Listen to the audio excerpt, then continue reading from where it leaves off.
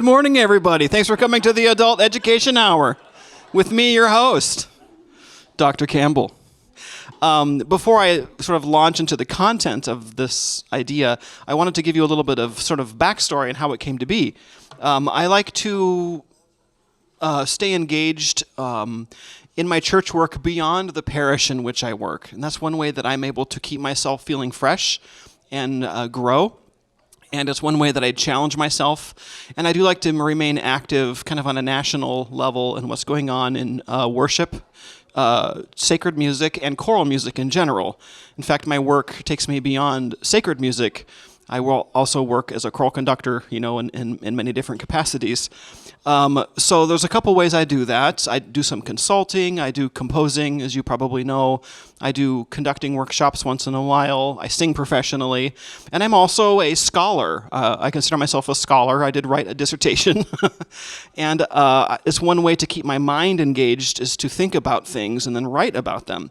So a couple years ago, about 2 years ago, I had this idea to write and publish an article about the way we engage with language in the church as church musicians, because we very often as church musicians deal with how music and words interact, right? Our organist friends don't do that as much because they're playing organ music, but even an organist has to think about the meaning of the tunes they're playing. Mary Jo oftentimes plays a tune based off of a hymn tune, and she has to think about how to express that in the music appropriately. So, for example, she's not going to play Away in a Manger, the tune, da da da da da da, with a really loud, celebratory kind of registration. She's going to orchestrate the organ to be more soft and tender. So even when we're playing instrumental music, we're thinking about words. So there's this scholarly journal called the Cross Accent.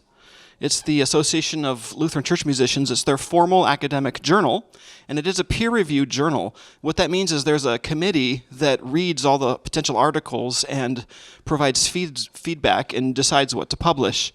So I worked on this article that some of you have a copy of for a while, and I sent it to them, and they sent it back to me with lots of edits, and it was actually a very rigorous process to get this published with them.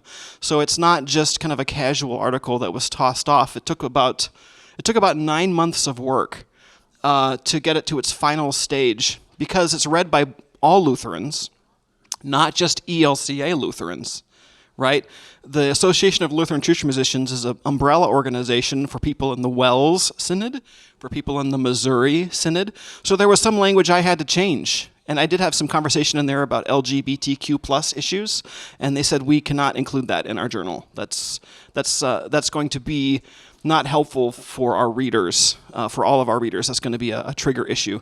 So we had to be kind of careful with the language we used in the article, which was interesting. So that being said, I made some photocopies of the actual article that you have. I only made 10.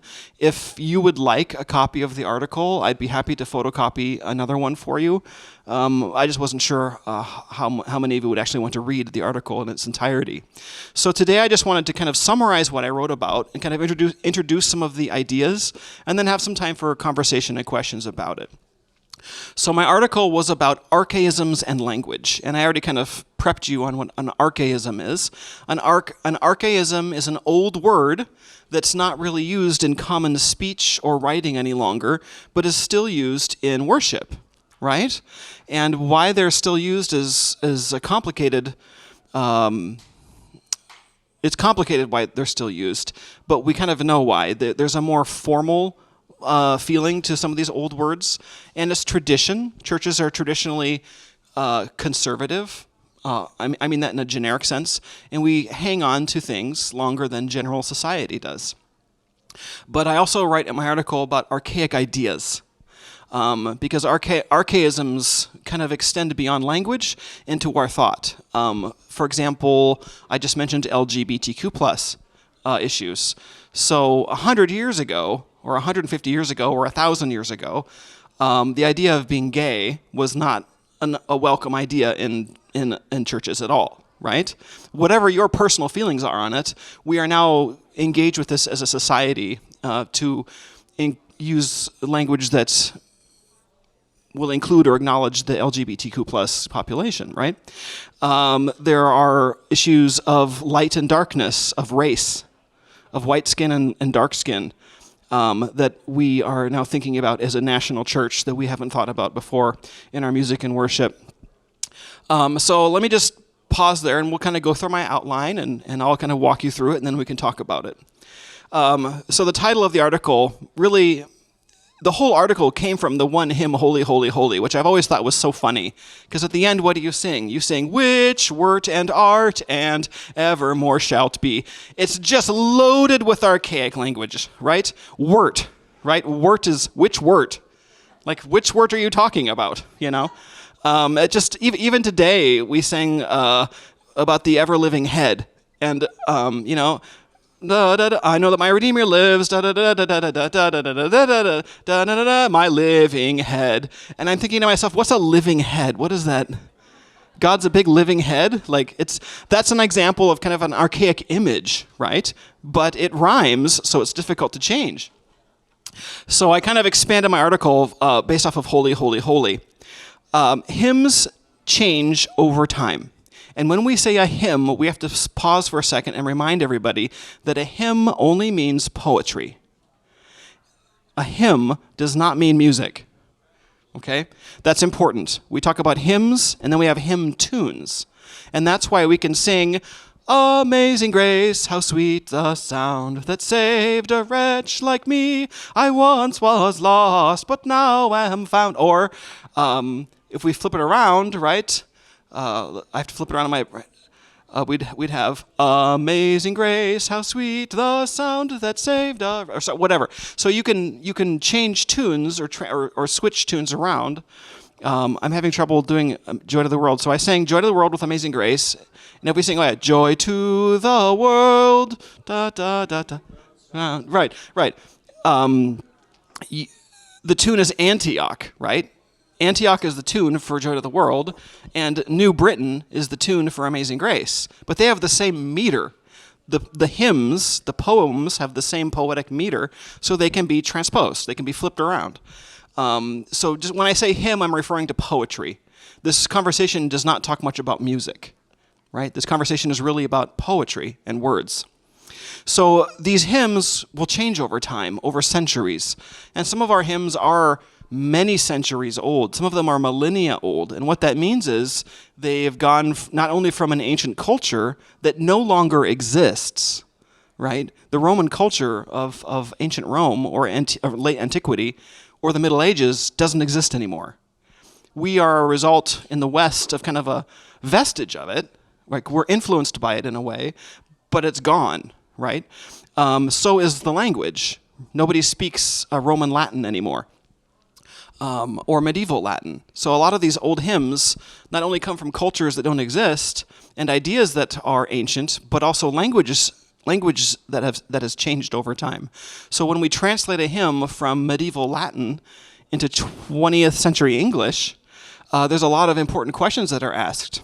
And then, of course, as cultures change over time, what we used to sing about in the past may no longer be appropriate for the present. That's an important point, that hymns come and go, and that's okay.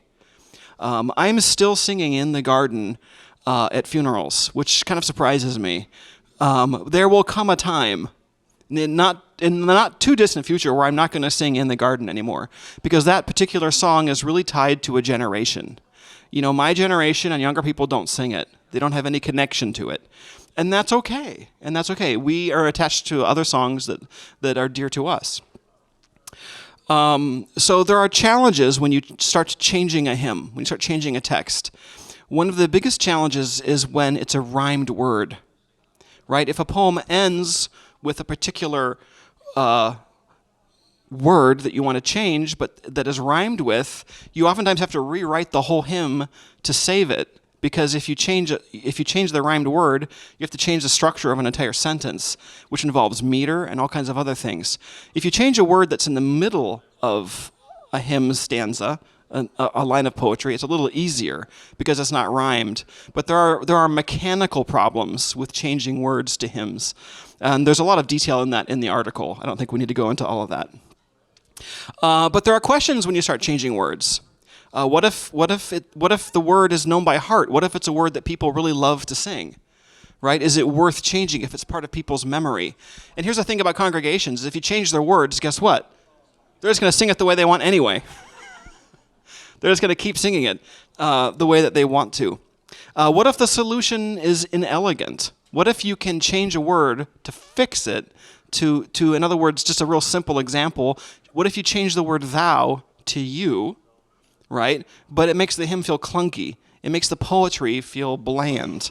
It's not an elegant solution. So there's aesthetics. There's art involved in hymns. We don't want to be pedantic. I worked at a UCC church for the last 4 years, right? And they have a hymnal called the New Century Hymnal that was published in the 90s, and it's extremely pedantic. They went through the whole hymnal and changed every single archaic word. There are no these, thous, or thines. They're all changed. They also degendered Jesus Christ as much as they could. They didn't degender Christ in every hymn, but in Joy to the World, there is no male Christ. There's no he comes to make, it's something different. I don't remember even what it is, but so they took the maleness out of Jesus Christ. And I'll talk a little bit more about that, but some of the solutions are inelegant, but their value was placed on the decision to update the language. So that's an interesting choice. I already talked about how hymns are poems, they're not music. And I talked a little bit about this. Eloquence should trump practicality. So here's some examples of word combinations that are sometimes used in hymns. Sometimes people will use wheat for bread, right? Because wheat is more poetic than bread. You might talk about a vine instead of a grape, because if you use the word vine, it's a more evocative image than just a grape. Sleep instead of death. So if you may want to choose the word sleep. And then, of course, it's kind of a pun, but sun, S-U-N, instead of sun, S-O-N, because when you talk about the risen sun, S-U-N, it creates an image of Christ tied to the light, tied to the stars, tied to eternity, right? And then yawn and the. That's an interesting one. I'm going to put you on the spot, but what is the one hymn that we sing the word yawn to that we really can't change? I'll give you a hint. Christmas. Silent Night. Silent Night. Silent Night's a really good example of this conversation, because at the end of Silent Night, it's round, yawn, virgin, mother, and child, but we have changed it to the word your. What is it? What is the ending of that first verse? Jesus, Lord, at thy birth, or your. So in the ELW, in our modern hymnal upstairs, we sing Jesus, Lord, at your birth. The word thy is gone. Have you noticed? But it doesn't really matter. When you in that case, when you change thy to your, it doesn't really affect the eloquence of the poem. It doesn't really take away from people's memory, and it's an easy change. Jesus, Lord, at your birth. It just makes it more intimate and more modern. However, round yawn, virgin, you can't change. Because what would you change it to? The? Round the virgin. Right? It's icky. It lacks eloquence. The word yawn is tied to our memory. And there's kind of a beautiful quality to that particular archaic word. So we call that a poeticism. Right? It's a poeticism. We want to retain that poeticism in the poem to retain the beauty of it. So that's an interesting example of when you don't want to change an archaism. Another interesting example is Be Thou My Vision. In some hymnals now, it's Be Now My Vision. Do you care? Be Thou My Vision. Be Now My Vision. Does it matter to you? That's an easy one to change because it's in the middle of a sentence, right? And you can change it and people won't even notice. So this is an example of how hymns will change over time, over decades and centuries, because as this happens continually, it's sort of like snowflakes falling, right? Because one hymnal will change it from be thou to be now. The next hymnal will change another word. And pretty soon, after a couple of decades, the hymn starts to look unrecognizable. And so you pick up a hymnal from 100 years ago, and it'll be loaded with different kinds of words, right? That's interesting. Hymns in a lot of ways are organic. And this is a side note, but it's really interesting to talk to modern hymn writers who write hymns for today that are copyrighted. You can't change them because they're copyrighted. We're talking about hymns in the public domain that have been around for over 75 years. Modern hymns that are being written today, you cannot change, or you will get in big trouble. And those hymn writers will come after you with vitriol and perhaps a lawsuit, right? So other considerations. The first half of my paper is kind of about the traditional idea of archaic words. The second half is more about these other considerations which are tied to how we think about language. Masculine language and pronouns. So here's an interesting thought that's true. God is actually made in our image. We make God in the image of us. That's why God is an old white man with a beard, right? Because the people that were in charge of the Christian church for the first 2,000 years were old white men with beards, right? I mean, more or less. I'm being a little bit funny, but I had a professor in college that said, if cows worshipped God, God would be a cow, right? And of course, this is why if you go to Africa and visit African Lutheran churches, God is a black man, right? You've seen the black Jesus Christ on a cross because that's their Christ, right? I was talking to a couple people earlier this morning about how the very earliest Christian images portray Jesus Christ much more like Apollo, right? We call images of God iconography, right? So the very earliest iconography comes from ancient tombs in Rome, catacombs. The very first Christians who were wealthy enough to have fancy burials had mosaics painted, paintings on walls, and Jesus Christ is portrayed as a young man with no beard. They're very interesting. There are a couple surviving images of a very, very early church, and we're talking, 4th, 5th centuries. And then the beard comes later as the Christian church moves east to Constantinople, and the Greek Orthodox Church rises, and they kind of banish women from the picture, because there were women leaders earlier in the church, but the patriarchy kind of put a stop to that. So why I'm talking about this is that this language is reflected in our hymns. The imagery of God is also in our language, right? And so something to think about is God is obviously not a human male, yet we refer to God in the masculine. And there are good arguments to do that. I mean, I've heard them, that God's revealed in Scripture as a man, that it's a tradition, blah, blah, blah. There's many reasons why people want to refer to God in the male form. And I'm not saying referring to God in the male form is wrong or bad. I'm saying that half the human population is not that. And we should think more about how to have a more equal portrayal of God in terms of gender. There's a woman I refer to as Miriam in my essay. Her name really wasn't Miriam, but I went to her house in California, and I sat down for some coffee. And we talked about this. It was just a very intimate, pastoral visit from your local church musician. And I was talking about how in our hymnal, the UCC hymnal, how they had degendered or taken the male pronouns away from Jesus. And I thought that was puzzling to me. And this is a retired theology professor, woman, very liberal. And she said, John, I don't think about Jesus Christ as a man at all.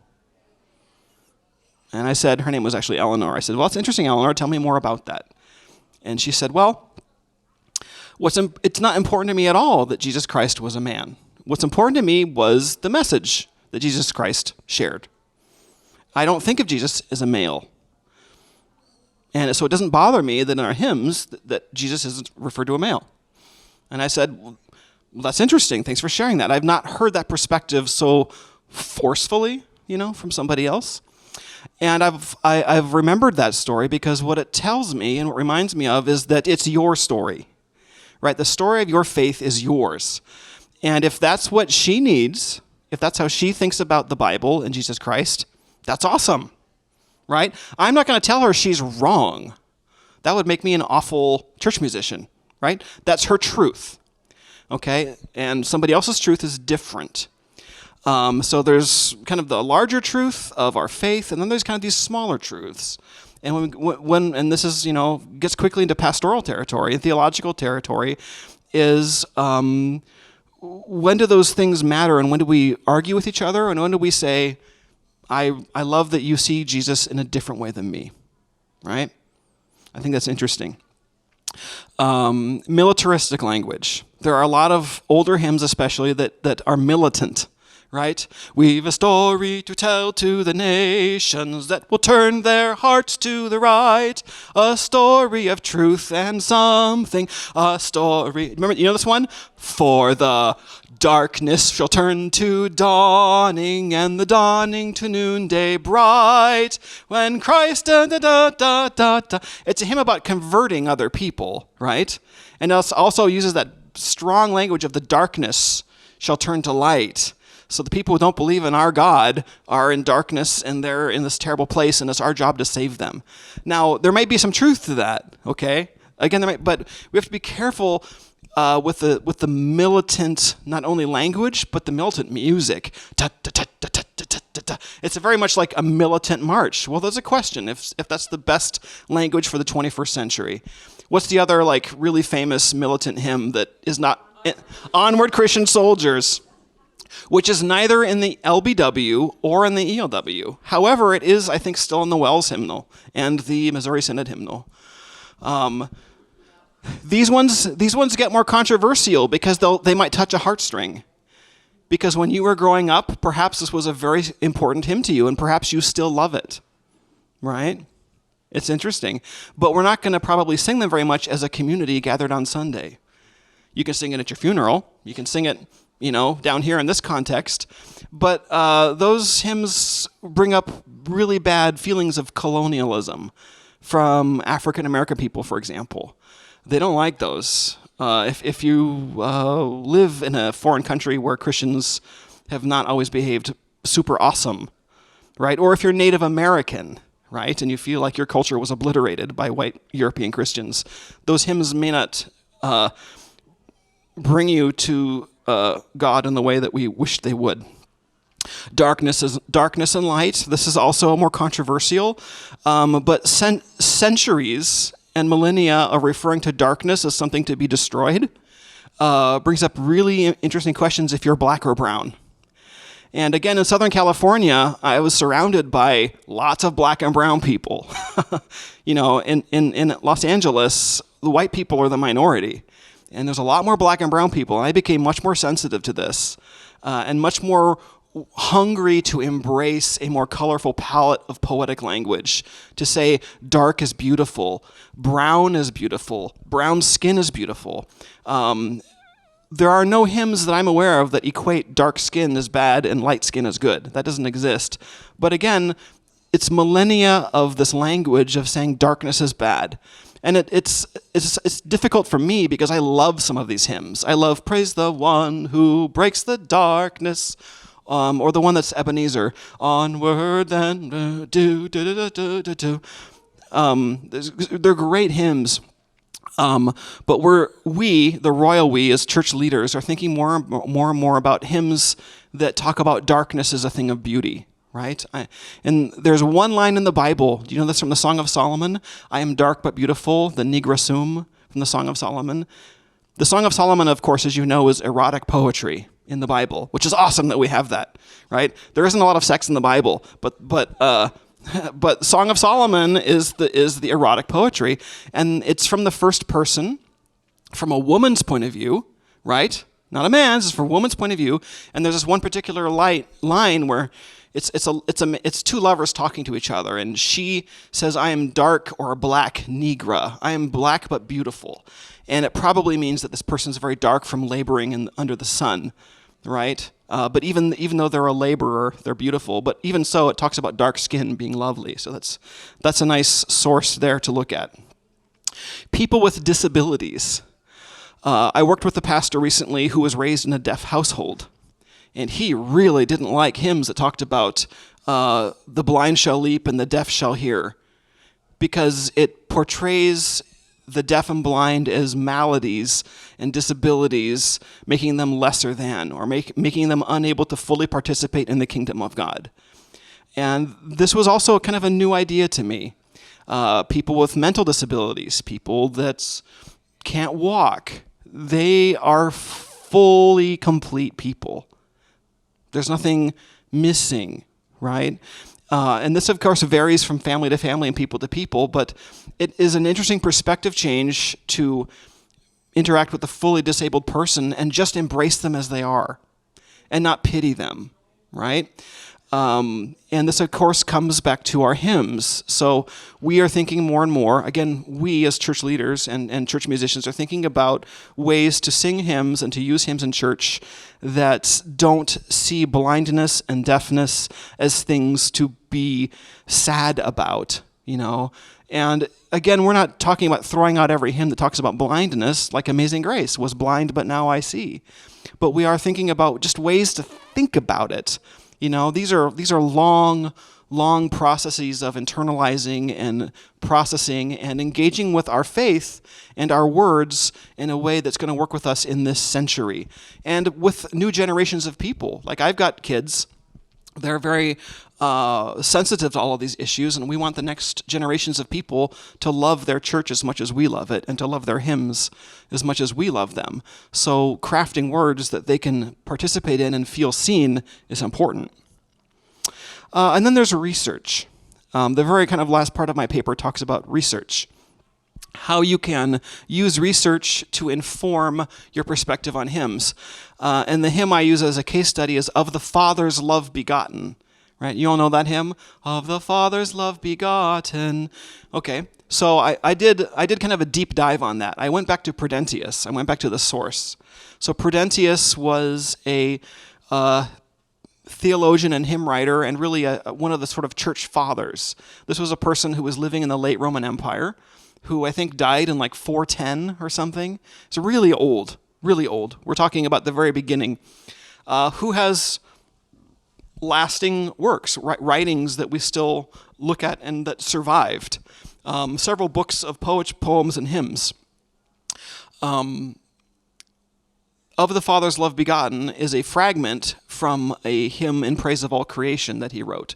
So I went and I found the original Latin hymn in the original antique Roman Latin, and I went through it and I found the exact verses that John Mason Neale extracted in the 19th century. So John Mason Neale is a very important hymn writer and translator in the 19th century, so the 1800s, who took a lot of these ancient hymns and translated them for modern use. Of the Father's Love Begotten is one of them. So if you look in the bottom of the hymn, you'll see Prudentius with his dates, 350 to 410 or whatever, and then you'll see translated John Mason Neale, 1870, whatever.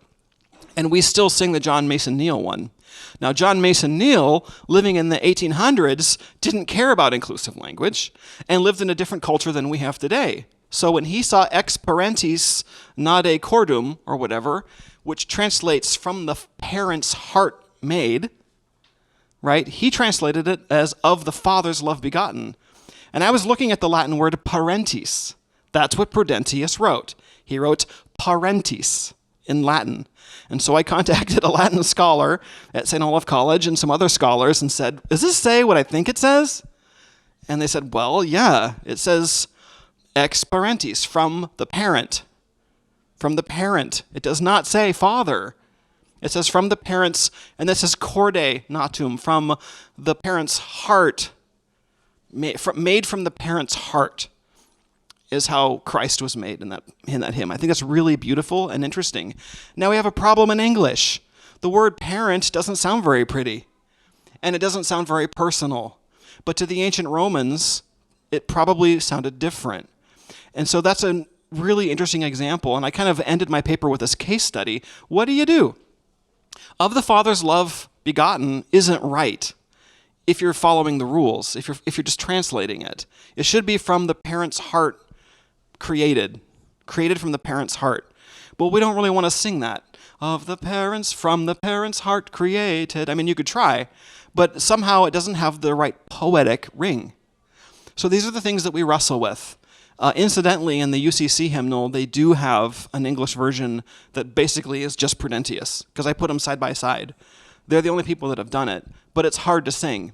And, side note, that tune, do do do do do do do do, O Divinum Mysterium, is from about 1,000 years later, right? That comes from the Middle Ages. That was not the music it was sung to. What do you think the original hymns were sung to in the late Roman Empire, in the 400s? We have no idea. No idea. Nobody knows. I mean, you could find some really dorky scholars that will give you some theories, but there's no real music notation from that time. And the ancient Romans and Greeks used modes and scales that really are alien and foreign to us. They sound weird. They sound weird. So there's no music that really survives from before about 1100 or 900, the year 1000.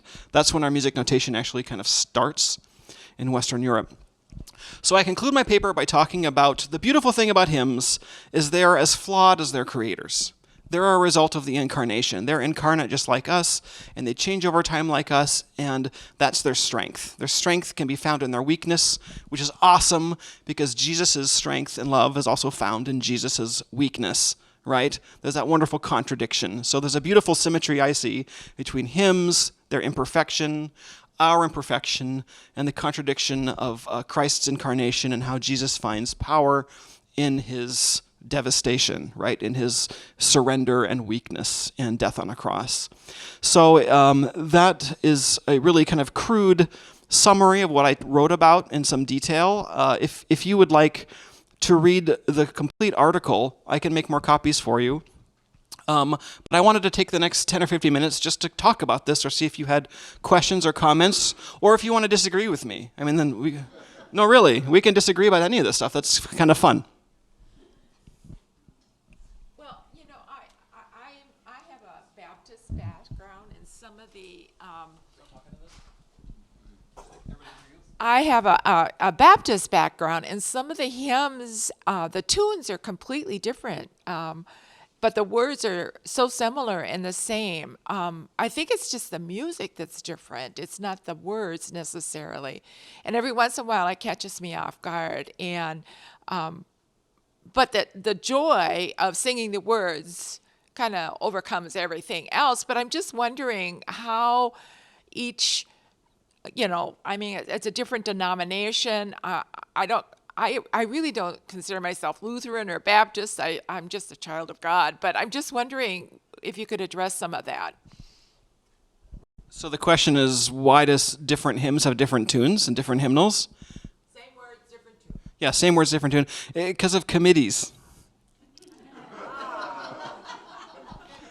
Every hymnal, I shouldn't say every, most hymnals published by a denomination are put together by a committee.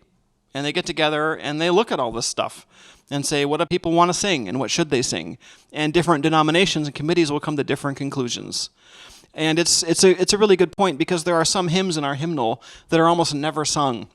We just did one on Good Friday with the choir. Out of the depths I cry to thee, dee dee dee dee dee dee dee dee. It's a hymn written by Martin Luther. And the words are written by Martin Luther, and the tune is written by Martin Luther. And it's probably never going to disappear from our hymnals, even though nobody sings it, because it's just too important.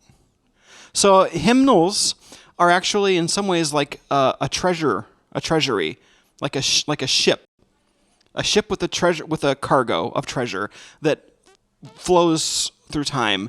And some of the treasures in there are for posterity. They really are. I mean, we hope people sing them, but it is a treasure chest.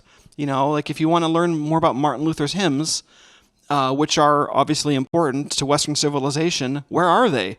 They're in our book, a couple of them, 5 or 6, even though he wrote like 30. And they'll probably always be in there. However, they're not going to be in the Baptist hymnal because they don't care about Martin Luther. I'm serious. It's a different tradition with a different heritage. And similarly, the Methodists have a lot more Wesleyan hymns, right?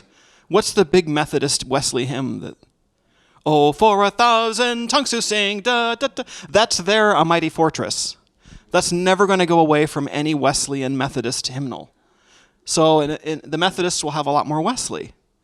Okay, so every hymnal is different just depending on kind of the heritage, history, and priorities of that denomination, and traditions. So some people will have a stronger tradition of a different melody with a different tune than another. Well, even between our Lutheran hymnals that have been published, there are some real differences. Between, like, do you mean From the rest of the not Missouri Synod to ELCA?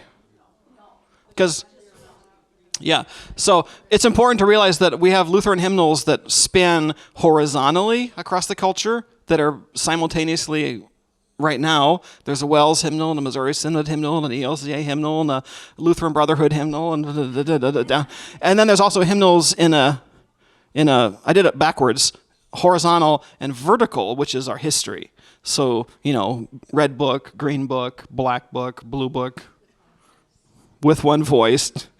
Yes. What else? What else do you want to talk about? So when you were talking about the light and the darkness, and it's one of my favorite images, Jesus as the light of the world. I've come to give you light. And I'd never, ever occurred to me that it meant that anybody would think about skin tones in that. So how do you keep that positive image? I mean, so many times in the Bible, it talks about Jesus being the light of the world. How do you keep that imagery then in that view, whatever? Yeah. So it's really important not to be pedantic, not to be reductive, and not to throw the baby out with the bathwater. Okay, pedantic and reductive, what does that mean? It means, well, we just can't sing about light and dark anymore. It's just gone. Right? Reductive meaning let's be simple-minded about it, right? It's really important to realize that we're playing with something that has three dimensions and something that is beautiful and supple and complicated and is much more like a flowing stream rather than math problems. So we don't have to get rid of the beautiful ideas and imagery of sunrise banishing the darkness of night. What we should think about, I would say, is finding more language to include a richer palette of images. Right? So if we're going to sing lots of hymns about lightness conquering and vanquishing darkness, we should probably have some hymns and perspectives in there about the opposite in a different poetic way. About lovely is the dark. There's a hymn in the new ELCA supplement. Did you know that we just published a new supplement? The Augsburg Fortress, I think last year, perfectly timed with COVID, published a new hymnal supplement called it came out like in 2020. I have a couple copies in my office, and we're gonna talk more as a staff about what to do with it. But there are a couple hymns in there that use darkness as a positive image. And one of them, I think, is called "Blessed is the Dark," and it talks about it's about Christmas night. It talks about how at night there's this beautiful darkness that comes, that Christ came in the darkness. But even that, you see how there's a bringing out of darkness as a positive image. None of the hymns about light and dark talk about light and dark people. But what they do is they have a cumulative effect over centuries of creating this mindset that light is good and dark is bad. And we see this in pop culture. For example, like in the Lord of the Rings movies. This is no pun, came to light, about 20 years ago, and these movies came out, and all the orcs, all the monsters were all dark-skinned, right? And all the heroes are all white people. And that was sort of like a subconscious decision by the filmmakers to make the evil creatures black. Right?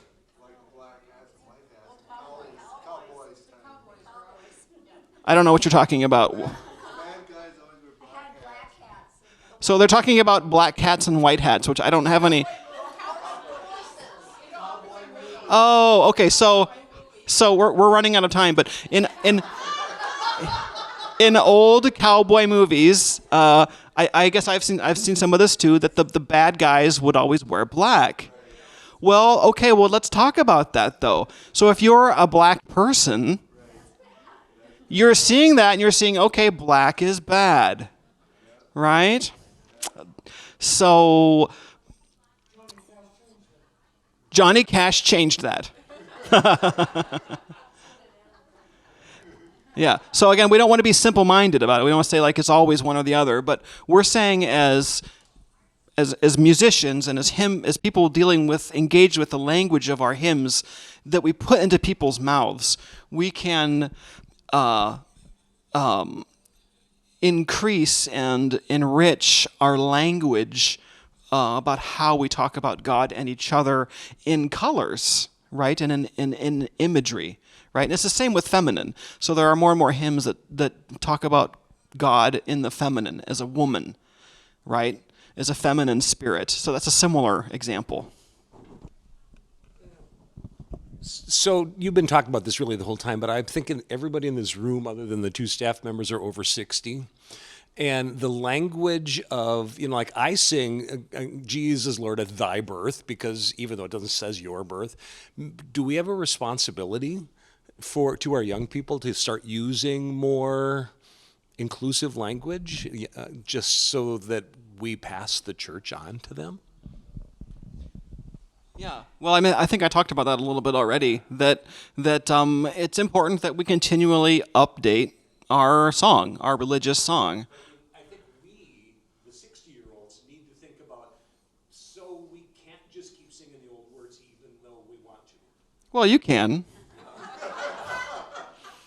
I mean, this is the kind of delightful tension we live in because, Pastor Connie and myself and the other worship planners, you may not think about this, but we do. We have a real important responsibility to pass these words on to you and to the future and to everybody. I mean, it's actually kind of a heavy responsibility because we put words into your mouth, depending on the prayers and the hymns we choose. And therefore, we put ideas into your minds. And we do that. I mean, we do that, and it's a big responsibility, and we take it very seriously. And there's a delicate balance for how much we challenge the congregation with new words and new ideas, and how much we embrace what's familiar and beloved. So today, it was my decision to have the church chant Psalm 23. And I don't think that this church has chanted a psalm in a long time. And I was like, by golly, we're doing it. Because it's beautiful and it kind of elevates the psalm and engages the words in a different way and in a fresh way. But I guarantee you there were a couple people out there that were like, what is happening? I guarantee it. And I'm okay with that. Right? I'm okay with that because that's just a little bit of challenge or just kind of a fresh idea. So if we always did things the way we wanted to in the old traditional way, we would get bored. We would just get bored. If worship was so traditional that we never did anything new, it would become boring, right? So all of this is wrapped up into making church engaging and interesting, even exciting, but also making it comforting and familiar. So yeah, it's like cooking. It's like cooking a good dinner.